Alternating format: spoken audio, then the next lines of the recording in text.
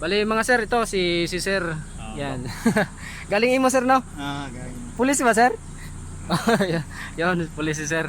Bali yung issue sa Toyota Corolla kasi to, yung issue ano, yung RPM gauge at saka sa speedometer. Bali hindi na namin binidyo ni sir yung before sa speedometer. Mamaya na lang si sir na lang mag-comment mamaya pagka tinis drive namin kung anong resulta. Vlog. Vlog ko sir. Eh sir, pa-open na lang sir, kukuha ko na ano, pang kalas. Yung mga sir ito, buksan ko na rin yung ano, panel gauge ng Toyota Corolla, taga Imos si sir Pulis Imos. Yan. Matagal na rin si sir nagme-message sa akin, ngayon lang siya nagkaroon ng time kasi busy lagi sa duty. Yan. Saka malayo yung assignment niya, kaya hindi siya agad nakapunta dito. Dati naman kasi mga sir, gumana daw ng maayos yung ano, RPM niya saka speedometer. Nitong mga nakarang araw lang daw hindi na tama yung ano, reading.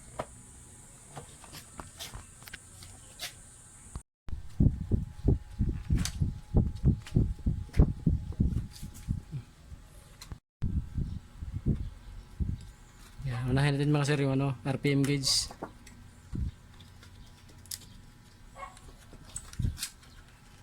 Naangat naman mga sir yung RPM gauge niya, kaya lang hanggang 1000 lang.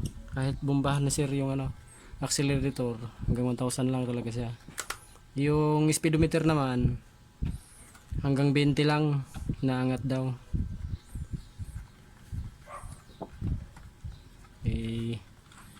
Hindi na namin binidyo rin yung ano, yung before. Sinabi naman ni sir sa ano na hindi nga gumana. Yan, ito mga sir, oh. Yan.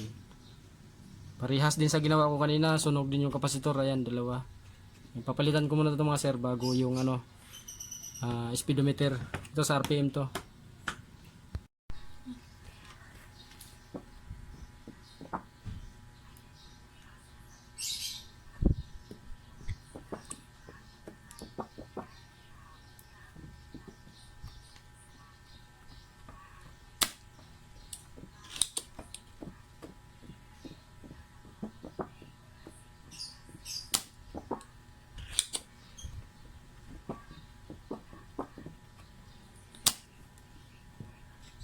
Gamitan natin mga sir na ano, tawas, yan.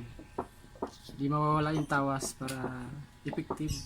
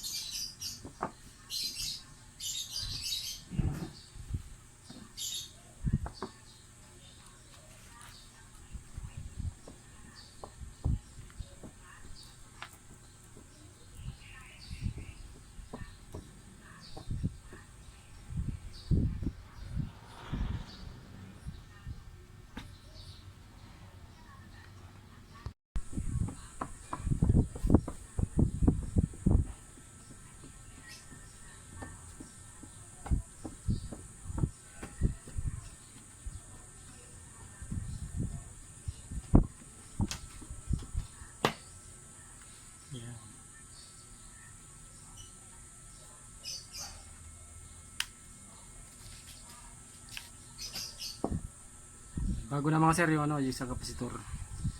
Isa naman.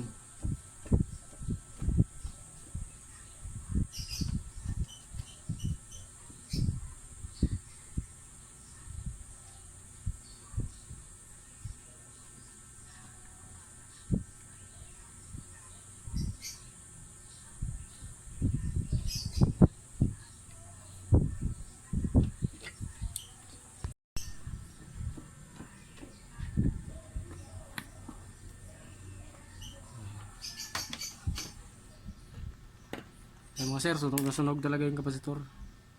Hindi na mabasa yung ano, value.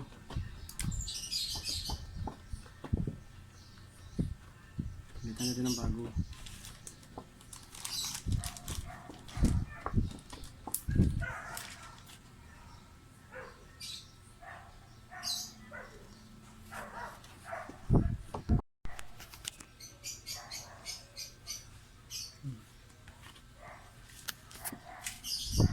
Dito na lang, dito ko na pinitin. Dito na lang sa pula.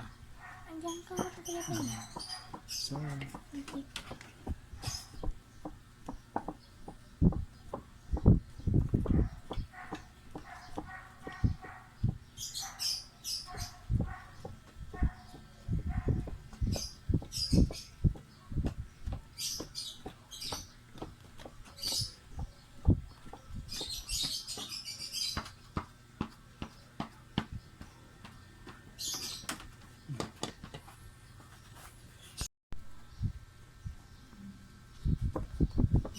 hinangan din natin mga sir yung ano, mga lumang hinang kasi may mga crack.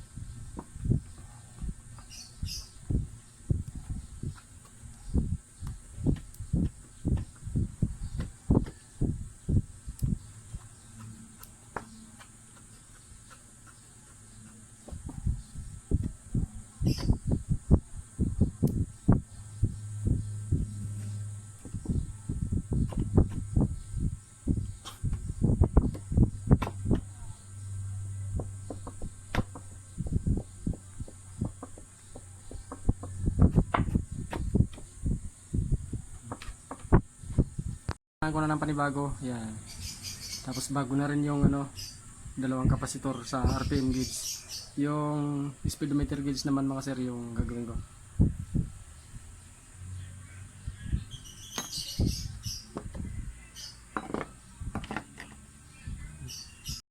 Yung bali mga sir, ito yung sa speedometer, sunog din yung ano, kapasitor at saka ano, ayun, nangitim din yung ano mga sir, yung IC. Sana hindi dama yung IC mga sir. Palitan ko tong dalawa, sunog na sunog mga sir, yung kapasitor. Yan, kita nyo ba mga sir? Dalawa.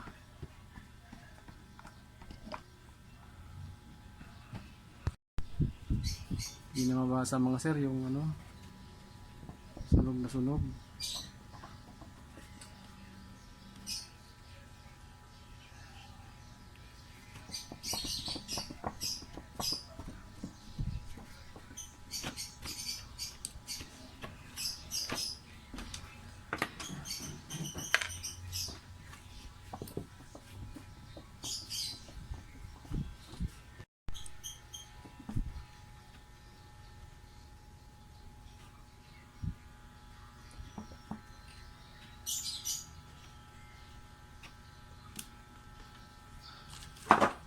Sana hindi damay ang IC nito mga sir. Kasi sunog yung ano, sunog na sunog yung kapasitor eh.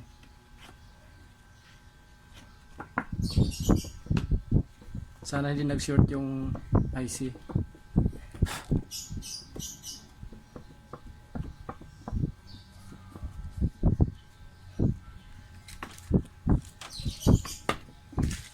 Yan, bago na yung kapasitor mga sir. Yung isa tanggalin ko.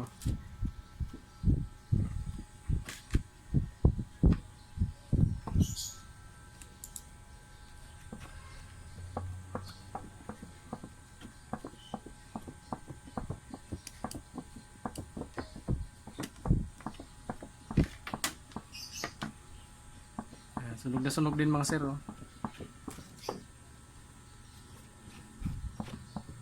Team na.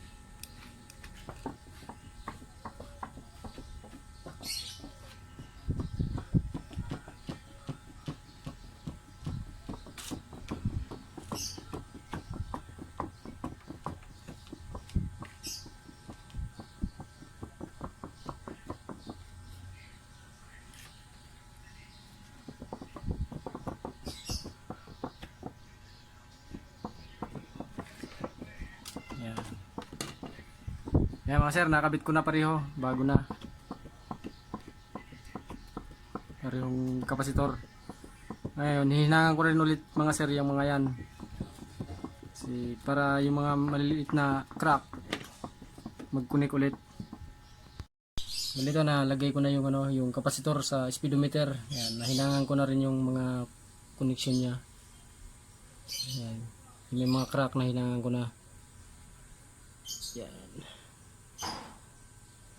Yan. Bali ito mga sir, may nilagay akong jumper kasi putol yung connection dito sa isang kapasitor papunta sa isang linya ng ano sa IC. Ginamperan ko. Yan, para siguradong gagana. Yan. Sasalpa ko na to mga sir sa ano sa panel gauge. Saka natin mga sir, yung RPM gauge na ikabit ko na mga sir. Bali speedometer na lang. Tapos isalpa ko na to doon sa Corolla sakyan.